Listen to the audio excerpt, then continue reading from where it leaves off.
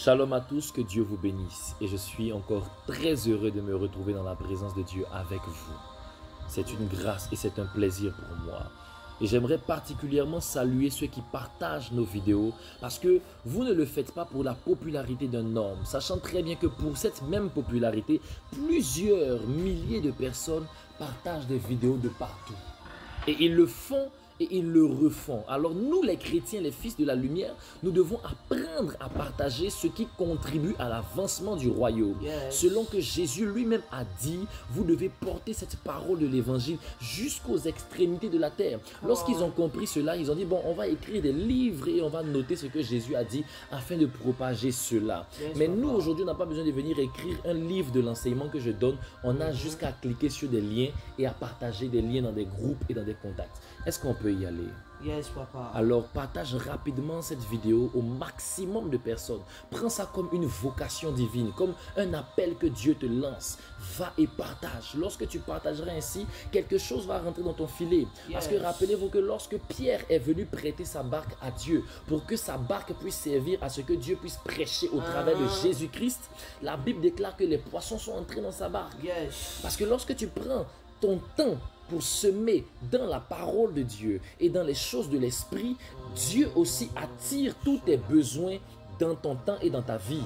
Les poissons viendront d'eux-mêmes si tu donnes ta barque à Jésus. Parce que là où il y a la présence de Jésus-Christ, les poissons y sont attirés. Tes besoins trouveront des solutions parce que la solution est attirée par la présence de Jésus. Si tu donnes ta barque à Jésus-Christ, laisse-moi te dire que les poissons viendront dans ta barque. Plusieurs n'ont pas eu de poissons parce qu'ils n'avaient pas eu de Jésus dans leur barque. Simplement partager un lien, inviter le maximum de personnes peut créer un miracle dans ta vie.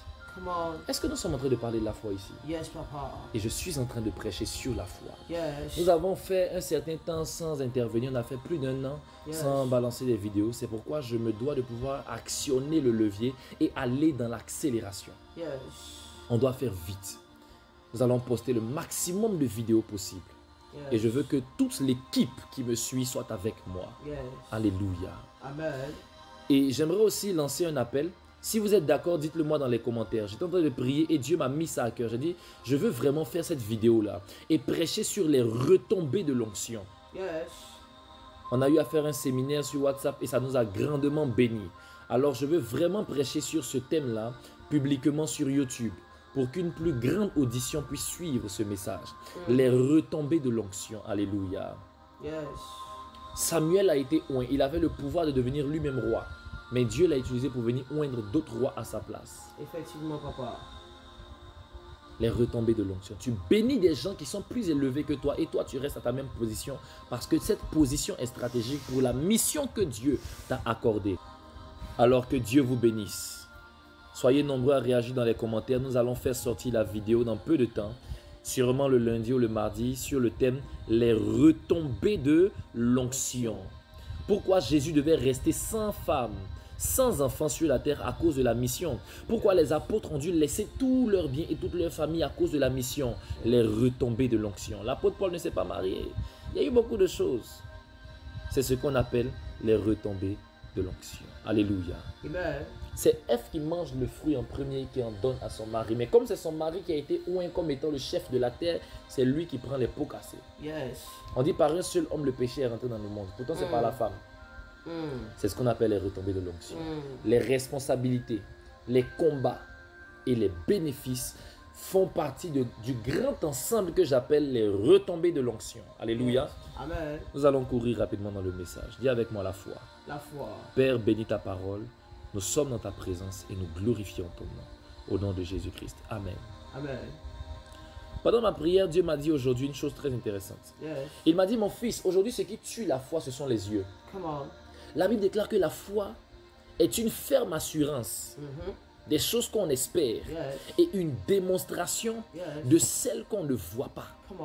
La foi marche avec ce qu'on ne voit pas. Mais pourquoi? Si la foi n'est pas produite par ce qu'on voit et qu'elle est produite justement par ce qu'on ne voit pas, alors elle est produite par quoi? Qu'est-ce qu'on ne voit pas? Laisse-moi te dire que ce qu'on ne voit pas, c'est ce qu'on entend. La foi ne vient pas de ce qu'on voit, mais de ce qu'on entend. Et ce qu'on entend vient des paroles de Christ. Raison pour laquelle, lorsque Dieu te demande d'avoir la foi, il ne te demande pas de croire en ce que tu vois, mais de croire en ce que tu veux voir sur la base de ce que tu as entendu. Yes, papa. Car c'est ce que tu as entendu qui produira ce que tu verras. Est-ce que la lumière, là, on entend? Non, papa. On n'entend pas la lumière, on la voit. papa. Mais lorsque la Bible dit que Dieu a parlé, la parole, on entend. Mais c'est la parole qui est entendue qui a produit la lumière qui a été vue. La lumière est apparue lorsque la parole a été entendue. Puissant, Il a dit que la lumière soit. Car laisse-moi te dire, mon fils, et tous ceux qui m'écoutent maintenant, dites-moi bien Amen. C'est ce qu'on entend qui produit ce qu'on voit. Yes. N'est-ce pas? Parce que ce que la Bible ignore et ce que nous ignorons plutôt en lisant la Bible, parce que la Bible n'ignore rien, alléluia. Ce que nous ignorons en lisant la Bible, c'est que la Bible déclare que la parole de Dieu était avec Dieu et elle était elle-même Dieu. Et dans le verset 4 de Jean chapitre 1, on dit « En elle était la vie et la vie était la lumière des hommes. » La vie n'était pas la lumière tout court, mais la vie était la lumière des hommes. Ça veut dire qu'en réalité, la vie prenait la forme du besoin qu'il fallait. C'est ça, papa. Parce que lorsque la vie qui est Jésus-Christ est venue, la vie s'est rendue compte que les hommes avaient besoin de trois choses. Du chemin, de la vérité et de la vie. C'est ainsi que la vie décida de prendre la forme de la lumière parce que le monde était dans les ténèbres. Lorsque la Bible dit qu'il y avait les ténèbres à la surface de l'abîme, la vie a dit donc je dois prendre la forme du contraire des ténèbres qui est la lumière. La vie qui se trouve dans ce qu'on entend, c'est cette vie-là qui anime la foi. C'est pourquoi la Bible déclare que le juste vivra par sa foi. Parce que la foi vient de ce qu'on entend. Pourtant, ce qu'on entend contient la vie. Selon qu'il est écrit que Jésus-Christ est la parole de Dieu. Pourtant, la parole est entendue. La Bible dit tes oreilles entendront derrière toi la voix qui te dira. Donc, la parole exprimée, lorsqu'elle est parlée, elle est entendue. Et je répète encore pour dire que cette parole entendue produit ce qu'on voit. C'est ce qu'on entend qui enfante ce qu'on voit. C'est pourquoi Dieu se plaît à être la parole. Et d'ailleurs, il habite dans l'invisible. Mais c'est l'invisible qui crée le visible. C'est l'invisible qui crée le matériel. Selon que la parole qui est entendue a engendré la lumière qui est vue. La lumière marche avec l'optique, avec la vision, avec les yeux. Mais la parole marche avec l'ouïe, avec l'oreille, avec l'audition. La foi ne vient pas de ce qu'on voit, sinon Dieu allait changer son système de création. Lorsqu'il a constaté qu'il y avait les ténèbres, il n'a pas vu, mais il a dit. Puis Dieu dit que la lumière soit et la lumière fut. Et lorsque la lumière fut, la lumière a été l'élément principal par lequel Dieu créa toutes choses. C'est vrai qu'on n'en parle pas en détail, mais en réalité c'est comme ça que ça s'est produit. Alléluia. Lorsque toi tu vois le problème, qu'est-ce que tu fais? Tu t'arrêtes à voir où tu décides de parler. C'est la question, papa. Parce que c'est lorsque tu parles que tu changes la réalité. C'est pourquoi je suis en train de prêcher sur la foi qui crée des évidences. N'est-ce pas? La Bible dit quoi? Pour être sauvé, il faut quoi? La Bible dit c'est en croyant du cœur qu'on parvient à la justice et c'est en confessant de la bouche qu'on parvient au salut. Parce que Dieu qui croit que tu es sauvé, Dieu qui note que tu es sauvé, celui qui écrit ton nom dans le livre de vie, il faut qu'il soit convaincu. Pourtant, Dieu marche aussi par la foi et non par la vue. Alors, comment Dieu fonctionne? Tu crois dans ton cœur, c'est bien. Mais si tu n'as pas confessé de ta bouche pour que je puisse entendre, je n'aurai pas foi en ta conversion. C'est ça, papa. Il faut que tu puisses parler pour que j'entende, pour que moi aussi, Dieu, je puisse avoir la foi sur ce que j'ai entendu qui vient de toi. Papa. Même Dieu, pour noter ton nom dans le livre de vie, il faut qu'il entende que tu crois en lui. N'est-ce pas? C'est pourquoi il y a des circonstances, Dieu est étonné de nous entendre dire des choses qui ne sont pas vraies. C'est pourquoi il nous interdit de pouvoir parler selon les réalités, mais plutôt selon la vérité. Parce que quand tu parles selon les réalités, quand tu parles selon la chair, et quand tu parles inutilement, tu bâtis la foi de tous ceux qui t'entendent sur ce que tu es en train de dire, parce que la foi vient de ce qu'on entend. Alors si l'ange qui marche avec toi t'entend toujours dire que toi tu souffres, tu le pousses à agir comment? Au niveau de ta souffrance. Papa. Puisque c'est la foi que tu as conditionnée dans son esprit. Dis-moi amen. Amen, papa. Est-ce qu'on se comprend? Papa. C'est pourquoi moi je veux emmener quelqu'un à démontrer sa foi en parlant. Tu veux voir? Parle. Tu veux changer les choses? parle. Yes. Tu veux créer de nouvelles réalités, parle. Parce que la Papa. foi vient de ce qu'on entend. Mhm. Et donc, si la foi qui crée toute chose, elle-même vient de ce qu'on entend, Yes. laisse-moi te dire que tout ce qu'on voit vient de ce qu'on entend. Yes. C'est dosé, papa. Est-ce que vous savez que pour que Marie tombe enceinte, il a fallu que Gabriel lui annonce une parole? Mm. C'est la parole qui est entrée dans le cœur de Marie qui a créé, produit la grossesse de Jésus. Yes. Ton miracle dépend de ce que tu entends. Qu'est-ce que tu entends? Aki, Jésus dit papa. que tout est possible à celui qui croit. Yes. Pourquoi? Parce que celui qui croit a entendu quelque chose. Mhm. C'est pourquoi lorsque Dieu se révélait à ses élus, il s'arrangeait toujours pour que ce soit par une vision, par une apparition, par une révélation, par un songe, par une audition, il fallait absolument que Dieu puisse leur parler. Yes. Et vous savez le mystère. Jésus dit, si votre loi appelle des dieux ceux à qui la parole de Dieu a été adressée, Jean chapitre 10, Mhm. la loi les appelle comment? Des dieux. dieux. Pourquoi? Parce qu'ils ont entendu la parole. Come on. Comme ils ont entendu la parole de Dieu et qu'elle leur a été adressée, Yes. cette parole entendue a créé une nouvelle nature en eux. Yes. L'apôtre Paul dit, la foi vient de ce qu'on entend vient de la parole de Christ. Il dit, donc comment les gens pourront croire si on ne parle pas? Mm. Si on ne parle pas, comment ils pourront croire? Pourtant la Bible dit quoi? Si quelqu'un est en Christ, il est une nouvelle créature. Pour devenir une nouvelle créature, il faut croire en la parole que tu vas entendre. Mhm. C'est cette parole de salut que tu vas entendre qui va changer ta nature. Yes. Est-ce que vous comprenez? Amen. Même pour que Adam et Ève puissent changer leur nature, vous savez ce qui s'est passé? Come on. Je peux vous choquer en paix? Choque-nous, papa. Ils ont entendu le serpent parler. Mhm. C'est lorsqu'ils ont entendu le serpent qu'il leur a dit, non mais vous serez comme des dieux en ce qui concerne le bien et le mal. Dieu sait très bien. J'ai dit, ah bon? Ils ont eu la foi en ce que le serpent a dit. Ça, c'est pas la foi. Ça, c'est l'ignorance. Pourquoi? Parce que la Bible est claire. On dit la foi vient de ce qu'on entend. Et ce qu'on entend vient d'où? Des paroles de Christ, pas d'ailleurs. Ce qui vient de Satan, c'est pas la foi. C'est la peur.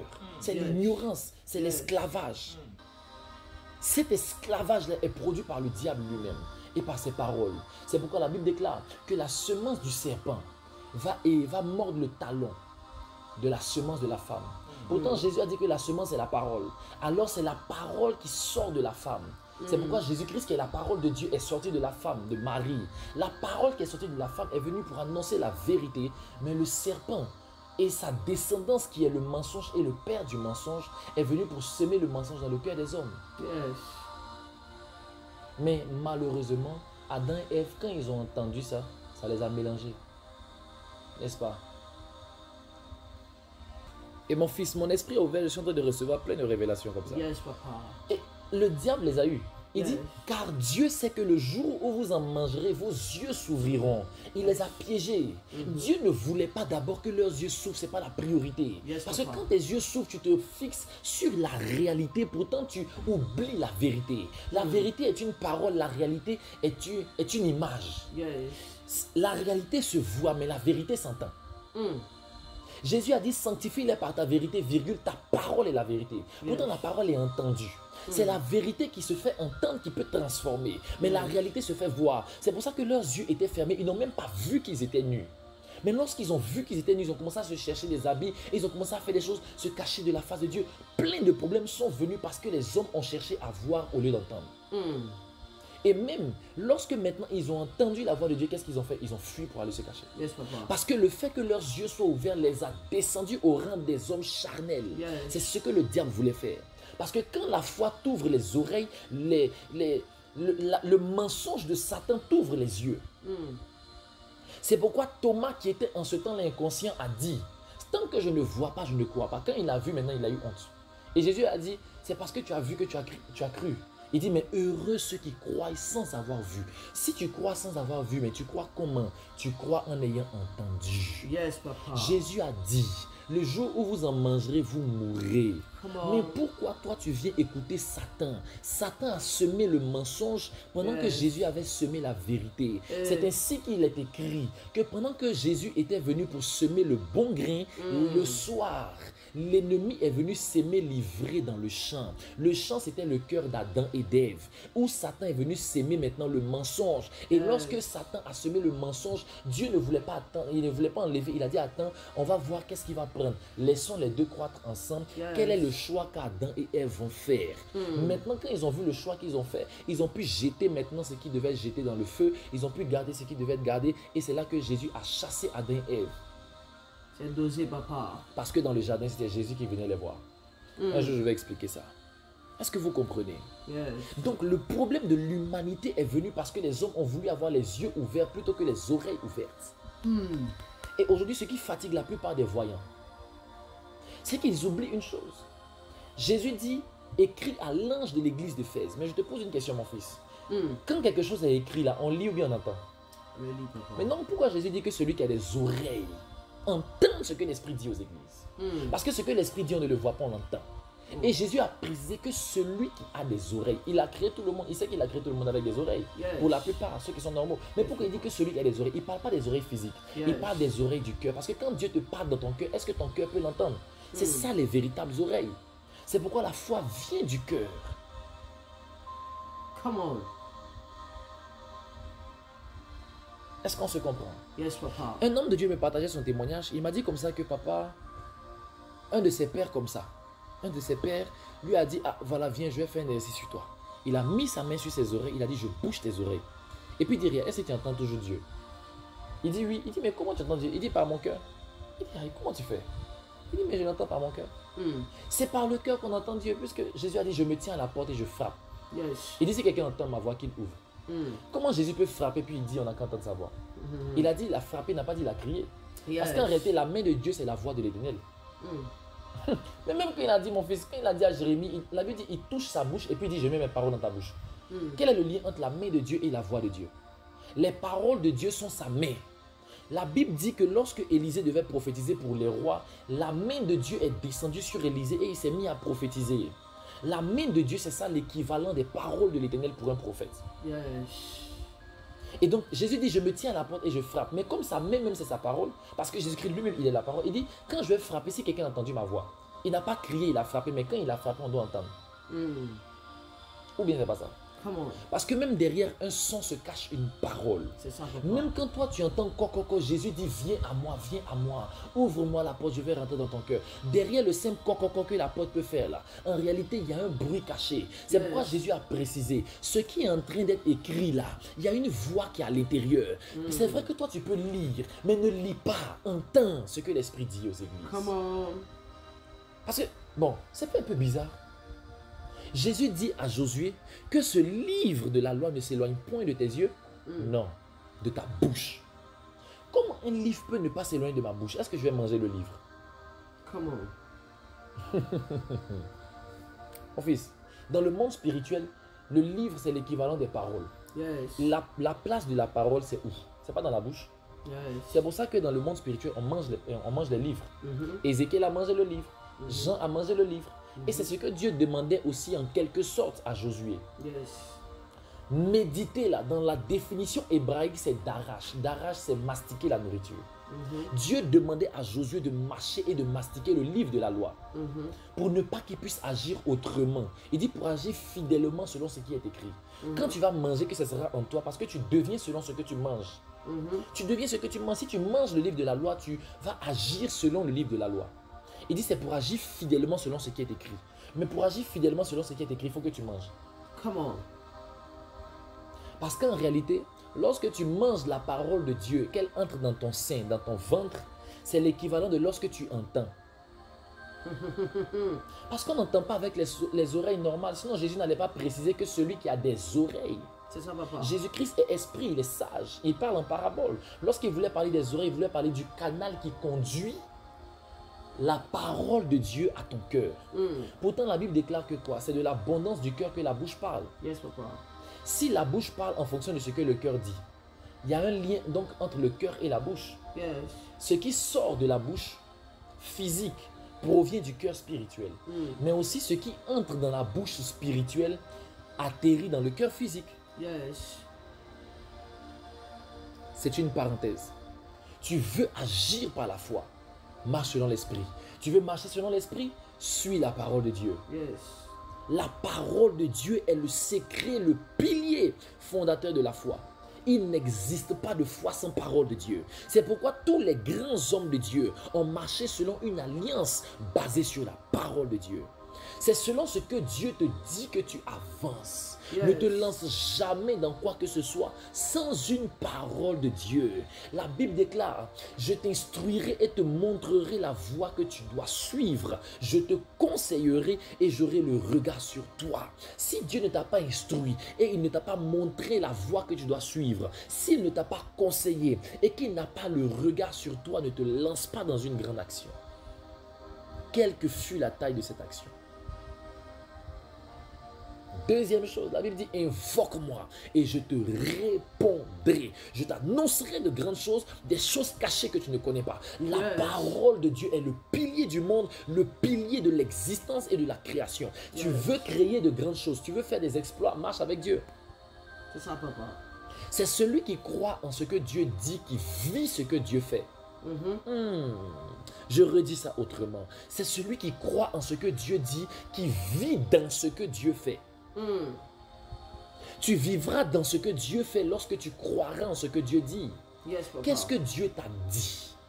Et laisse-moi te dire, et là j'ouvre une parenthèse. Ça sera l'avant-dernier point, si Dieu fait grâce, de ma prédication d'aujourd'hui. Nous sommes en train de parler de la foi. Yes, papa. Alors dis-moi Amen.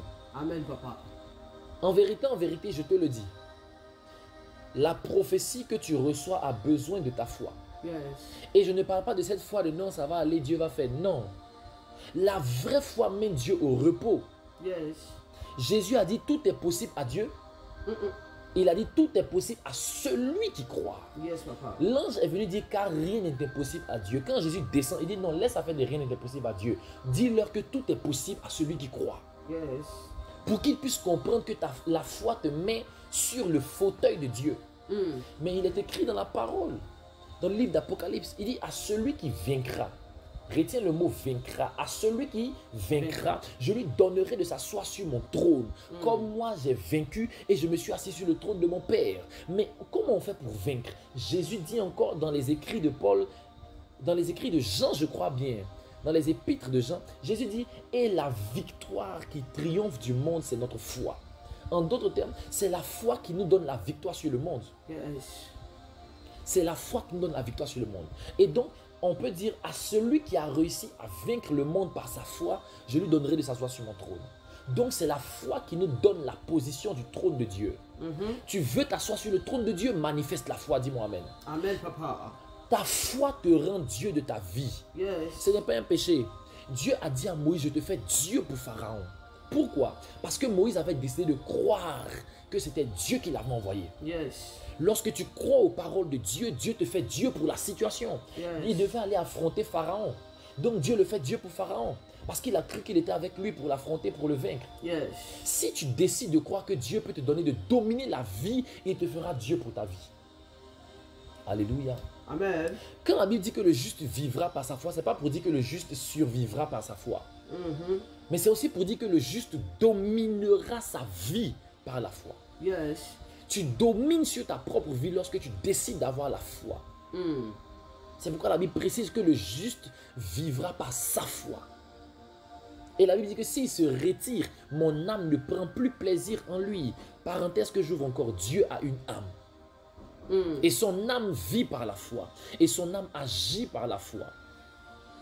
Oui, Dieu a une âme. On était créé à son image. Et même dans Jérémie, vous pouvez voir ça. C'était une parenthèse. Mais Dieu a une âme. Yes. Et son âme veille sur notre foi. Selon qu'il est écrit que si on se retire de la foi, son âme ne prendra plus plaisir en nous. Pourquoi? Parce que c'est par la foi que nous sommes sauvés. Et Dieu est venu sauver nos âmes. Donc c'est ton âme qui doit avoir la foi pour être sauvée. Yes. Pourtant, Jésus-Christ lui-même ayant une âme bien vivante, il nous demande d'avoir la foi pour que à César soit ce qui est à César et à Dieu soit ce qui est à Dieu. C'est-à-dire que les âmes puissent retourner vers Dieu. Yes. Et c'est par la foi que ton âme peut venir vers ton Créateur. Yes. Si tu n'as pas de foi, tu es obligé de te séparer de Dieu. Donc ta foi conduis ton âme vers la source de ton âme, c'est-à-dire vers ton Créateur qui est Jésus-Christ de Nazareth. Yes.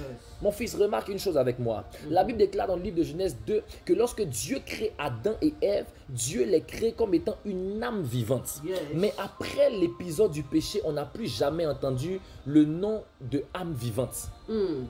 Pourquoi? Parce qu'ils ont perdu la foi en Dieu. Pourtant, la Bible dit quoi? S'ils se retirent de la foi, mon âme ne prend plus plaisir en lui. Yes, c'est pour ça que Dieu les a chassés, parce qu'ils n'ont pas cru en ce que Dieu avait dit, mais ils ont préféré croire en ce que le diable avait dit. Yes. Et comme ils ont mis leur foi aux paroles de Satan, Dieu a été obligé de les chasser de son palais, de son Éden. Et c'est alors qu'ils ont perdu la vie de l'âme. Ils ne sont plus devenus des âmes vivantes, mais ils sont devenus des âmes mortes. C'est pour ça que Jésus est descendu sur la terre comme étant la vie. Yes.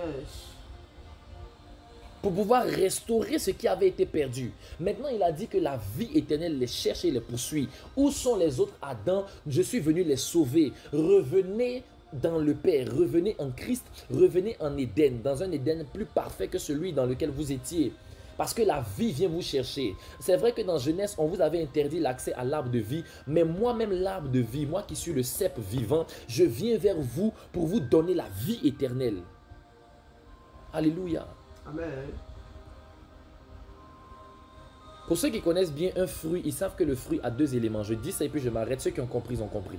Ceux qui n'ont pas compris, que Dieu vous fortifie abondamment. Le fruit a deux éléments. Le fruit a la chair et le fruit a le jus. Et le jus est considéré comme étant le sang.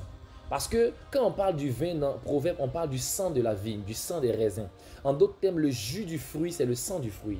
Et la chair, ce qu'on mange là, c'est la chair du fruit. Donc quand Jésus-Christ vient lui-même, il vient comme étant le fruit de l'arbre de vie. Il dit, prenez ma chair et prenez mon sang, je vous communiquerai ainsi ma vie. Je ferme la parenthèse. Écoutez-moi très bien. Lorsque Adam et Ève ont perdu la foi, Dieu les a chassés du jardin. Ils ne devaient plus être dans la présence de Dieu parce qu'ils ont perdu la foi. Plusieurs ont été chassés d'un confort édénique à cause du fait qu'ils ont perdu leur foi initiale. Ils ont perdu leur relation première avec Dieu parce qu'ils ont perdu leur foi. Ils ont préféré regarder plutôt qu'entendre. Ils ont préféré regarder plutôt qu'entendre, mon fils. Yes, papa. Plutôt qu'entendre. Plutôt qu'entendre. Je suis en train d'entendre quelque chose dans mon oreille. On me parle de quelqu'un. On me parle d'une personne qui risque de payer pour avoir son bac.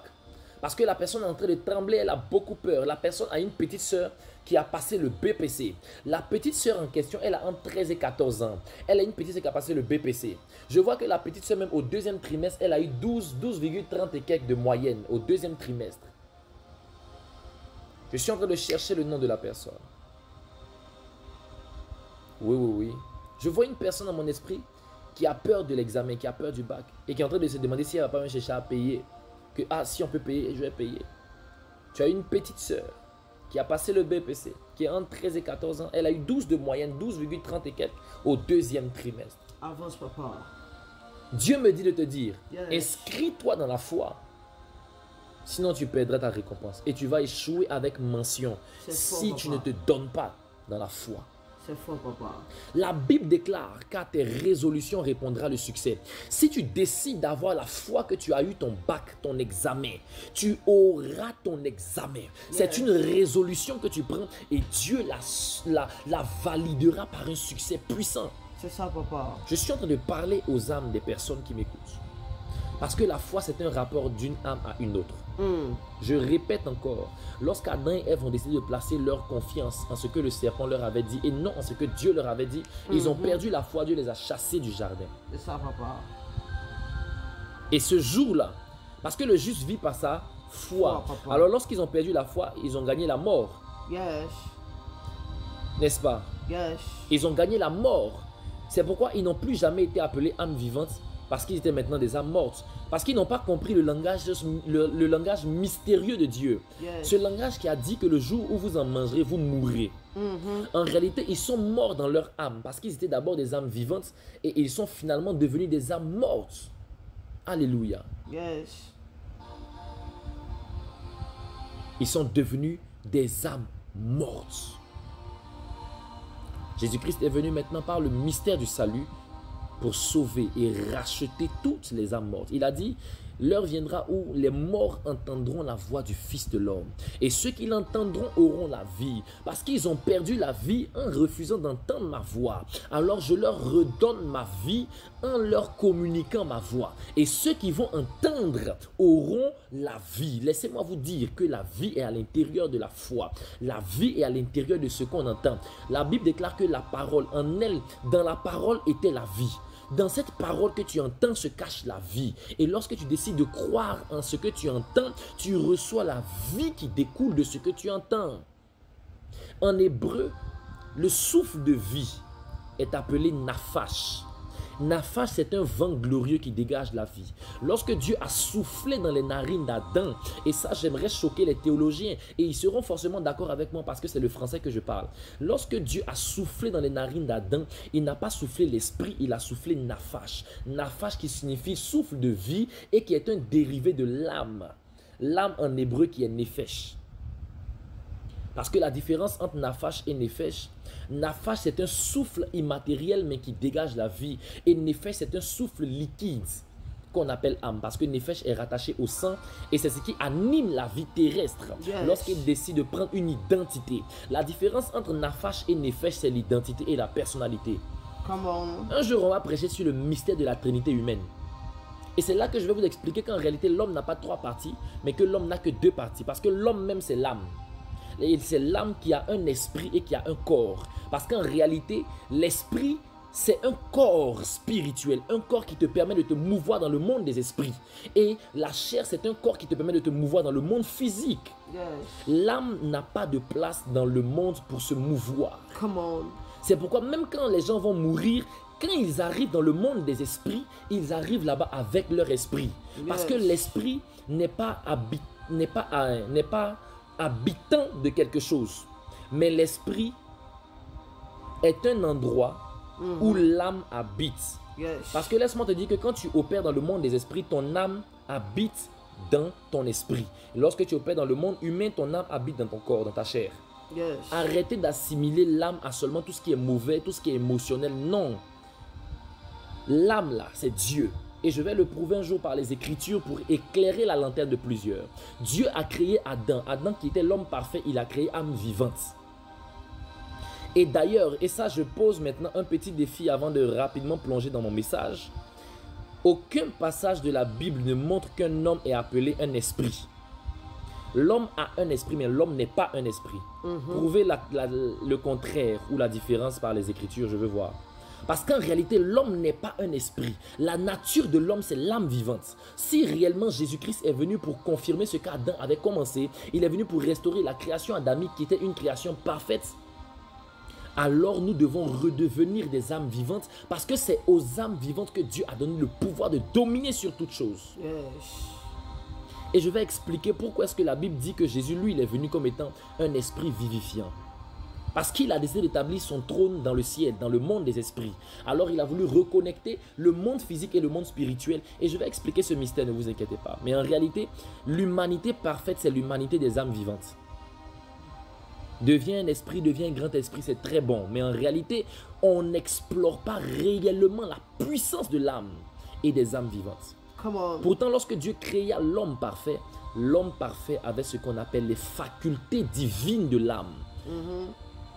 Et pour terminer, j'aimerais vous dire que le monde des esprits, c'est le ciel et les cieux. Le monde des hommes, le monde des corps, c'est le monde physique qu'on connaît. Mais avant que Dieu ne crée les cieux et la terre, il était lui-même où? Et il habitait là-bas sous quelle forme? Sous la forme de l'esprit? Non, parce qu'il n'avait pas encore créé le monde des esprits. Ça ne sert à rien d'avoir des écailles sur la terre s'il n'y a pas d'endroit où nager. Et est-ce qu'il habitait sous la forme d'un homme? Non. Il est devenu un homme lorsqu'il devait créer l'homme qu'on appelle Adam. C'est lorsqu'il devait créer Adam qu'il s'est revêtu de chair. Jésus-Christ n'est pas devenu homme seulement quand il est né par Marie. Sinon, qui mangeait avec Abraham dans Genèse 18? Sinon, qui visitait Adam dans le jardin? En vérité, Dieu ne visitait pas Adam dans le jardin en esprit. Sinon, Adam n'allait pas pouvoir fuir parce qu'on ne peut pas fuir du Dieu esprit. La Bible dit, où pourrais-je fuir loin de ton esprit? C'est écrit dans Psaume 149. Où pourrais-je fuir loin de ton esprit? C'est lorsque Dieu est devenu homme sur la terre pour engendrer Adam parce qu'Adam est le fils biologique de Dieu, c'est alors, parce que Jésus-Christ lui-même a dit dans le livre de Jean, il dit ce qui est né de la chair est chair. Si Adam est le fils de Dieu et que Adam était chair, comment Adam pouvait être le fils d'un esprit étant lui-même chair? Question, papa. Ce qui est né de la chair est chair et ce qui est né de l'esprit est esprit. La parole s'est faite chair pour enfanter Adam et c'est le processus de l'humanité qui est venu. C'est pourquoi Jésus-Christ est le Père de tous ceux qui l'aiment. Il est le Père de tous ceux qui sont même fils d'Adam. Un jour, je vais arriver là-bas. Je ne vais pas entrer dans les détails d'abord. Que Dieu vous bénisse. Amen. Est-ce qu'on est content d'être dans la présence de Dieu? Yes, papa. Et je termine en disant ceci. Apprenez maintenant à remplacer le mot foi par le mot conscience. Vous allez voir la différence. Wow. Si je dis maintenant, as-tu la foi que ta parole peut changer les choses? La foi, c'est un peu flou dans notre esprit. Malgré tous les enseignements qu'on a sur la foi, on ne maîtrise pas à 100%. Yes. Mais si je te dis plutôt, es-tu conscient que si tu parles, ça va changer? Tu vois que c'est différent. Yes. Est-ce que tu es conscient que ta parole peut créer des réalités? Yes. Est-ce que tu es conscient que tes mots peuvent changer des situations? Yes.